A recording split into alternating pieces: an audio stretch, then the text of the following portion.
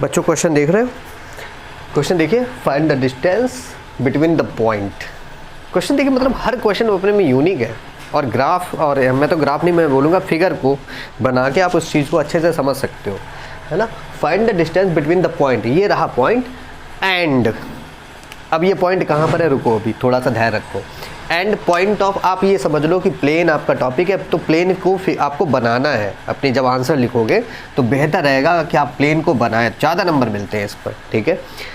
मतलब इसलिए बनाते हो कि सारी चीज़ें आपको दिखती हैं, जो कॉपी चेक करेगा वो भी देखेगा और समझ जाएगा कि हाँ बच्चा जो है वो पढ़ रहा है और पढ़ के ही उसने पेपर दिया है ना। मतलब मार्क्स मिलने की चांसेस ज़्यादा हो जाते हैं वहाँ पे।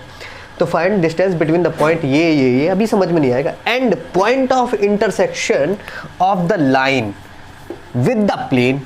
प्लेन आपका फिर से देखो, प्लेन मिल गया, ये रहा प्लेन, नाम लिख लो इसका, x minus by plus Z is equal 5, ये रहा प्लेन मिल गया, ठीक है। फिर हो क्या रहा है, फिर से पढ़ते हैं। Find the distance between the point, ये पॉइंट कोई है, कहाँ इसकी डिस्टेंस निकालने, कहाँ से डिस्टेंस निकालना है। Find the distance between the point, ये point, and point of intersection. Point of intersection मतलब कहीं पर इंटरसेक्शन हो रहा है, किसका, point of intersection of the line, इस लाइन का विद द प्लेन। ये लाइन है कोई, चलो ये लाइन ले ली, ये लाइन है, ये रही लाइन, और ये इंटरसेक्ट कर गई किसको, मतलब ऐसे करके आप कैसे समझोगे, ये रहा प्लेन, ये रहा मेरा हाथ, ये प्लेन, ये लाइन ऐसे, ये देखो इंटरसेक्ट कर गई ऐसे करके, ठीक है, इस तरीके से। तो यहाँ पर पॉइंट ऑफ इंटरसेक्शन, यहाँ पे मतलब पॉइंट ऑफ इंटरसेक्शन तुम्हारा कहीं यहाँ पे हुआ, ठीक है। ये पॉइंट ऑफ इंटरसेक्शन हो गया बच्चों, सही है। ये लाइन है, what is the name of the line, line का भी नाम लिख लेते हैं। x minus 2/3 is equal y plus 1/4 is equal z minus 2/12, सही है बच्चों। ये लाइन हो गई, फिर से पढ़ते हैं थर्ड टाइम भी पढ़ लेते हैं जल्दी जल्दी में। तो ये आप भाई, आपकी तो अगर प्रैक्टिस रहेगी तो पेपर में जाके आप सीधा समझ जाओगे, तुरंत करोगे जाके, है ना। तो इस पॉइंट की डिस्टेंस कहाँ से, पॉइंट ऑफ इंटरसेक्शन से। पॉइंट ऑफ इंटरसेक्शन ये रहा, और जनरली लिख लेते हैं पॉइंट P, जहाँ पर line and plane intersect each other. तो लिखते हैं सॉल्यूशन में, late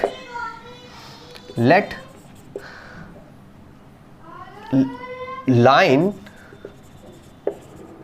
and plane intersect each other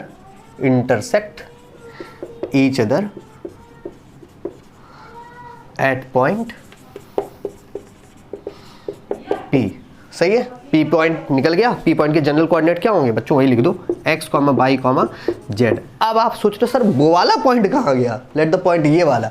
अरे भाई यही तो पूछ रहे थे, find the distance between the, इस पॉइंट की कहाँ से, पॉइंट ऑफ इंटरसेक्शन। तो पॉइंट प्लेन पर तो होगा नहीं, ये वाला पॉइंट कहाँ नहीं होगा, ये प्लेन पर हो ही नहीं सकता, ये कहीं यहाँ पे प्लेन के बाहर होगा। ये ले लेते हैं -1, -5, -10, सही है। ये लिया पॉइंट A, ओके। तो रिक्वायर्ड डिस्टेंस क्या है, रिक्वायर्ड डिस्टेंस इज AP, ठीक है। रिक्वायर्ड डिस्टेंस क्या है, AP चाहिए आपको। AP तब निकालोगे जब P निकलेगा, P तो निकल ही नहीं रहा है।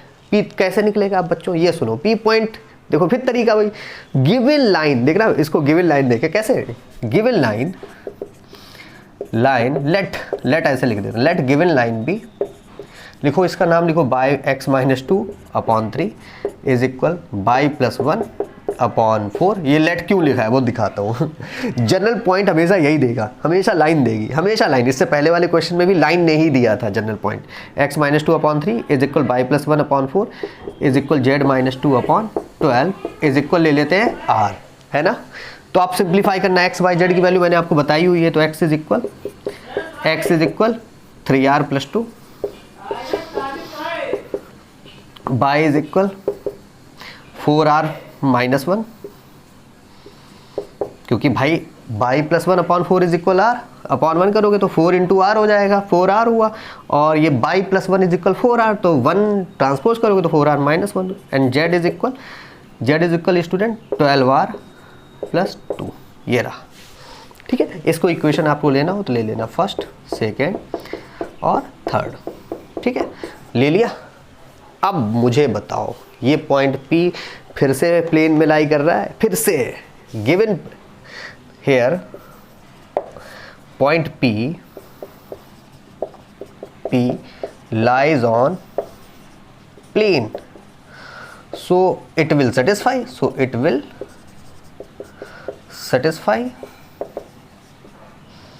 the equation of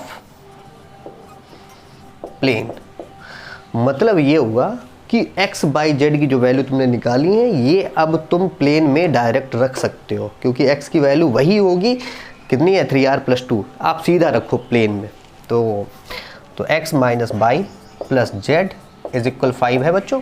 चलो x की वैल्यू बताओ, x is 3r + 2 minus by is 4r, minus लगा हुआ तो ये कितना हो जाएगा +1। तुम्हें दिख रहा होगा 4r - 1, बट माइनस की वजह से ये क्या हो रहा है 4r + 1 plus 12r + 2 is equal 5। सही है बच्चों। 2 1 4 2 2 1 3 3 2 5 5 - 5 0। देख लो इधर 5 - 5 मैं पहले कर दे रहा हूँ 0 है ना। कितना बचा 3r - 4r, 3r - 4r minus r plus 12r कितना हुआ -3r - 4r बच्चों, -r प्लस 12r 11r है ना। 11r इज इक्वल 0 है ना, 11r इज इक्वल 0, तो r इज इक्वल 0/11। ये लो बेटा r की वैल्यू आ गई 0। तो कहाँ पुट करोगे, put it in equation number 1, 2 and 3। तो यहाँ पे पुट कर देते हैं। So put the value of r in equation, paper में देखो यही सब चीज़ें मिलेंगी 1, 2 एंड 3। थोड़ा सा स्पीड बढ़ा लेना, जल्दी जल्दी करना है ना, मैं तो मुझे समझाना भी है तुम्हें सीधा करना है। तो x इज इक्वल कितना हुआ बेटा 3r, r तो 0 ही है, तो 3 × 0 + 2 कितना हो जाएगा 3 × 0 0 + 2 दैट इज़ 2। चलो बाई डायरेक्ट करो, बाई कितना हो जाएगा -1 और z कितना हो गया, z इज़ +2। आ गए 2 - 1 2 भाई साहब आ गए, x की वैल्यू 2 है ना, बाई फॉर -1 और z फॉर 2। अब बताओ AP निकल जाएगा, वही डिस्टेंस फार्मूला लगा दो आंसर आ जाएगा। रफ कर देता हूँ, रफ क्या कर देता हूँ, देख लूँ जगह है कहीं पे, वहीं लिख दो। हाँ जगह कहीं पर है, यहाँ पर है थोड़ी सी। चलो तो रिक्वायर्ड AP कितना हो जाएगा, वही फार्मूला लगा दो, √ x2 - x1 to the whole square plus y2 - y1 to the whole square plus z2 - z1 to the whole square. निकाल दो, किसको लोगे, ये ले लेना x1, कोई भी ले लो, कोई भी, ये x1 लेना चाहो ये ले लो, नीचे लेना चाहो वो ले सकते हो, तुम्हारे ऊपर डिपेंड करा x1 y1, और ये ले लो z1, ये हो जाएगा x2, ये हुआ y2 और ये हो जाएगा z2। बस वैल्यू लिख दो आंसर आ जाएगा। ठीक है।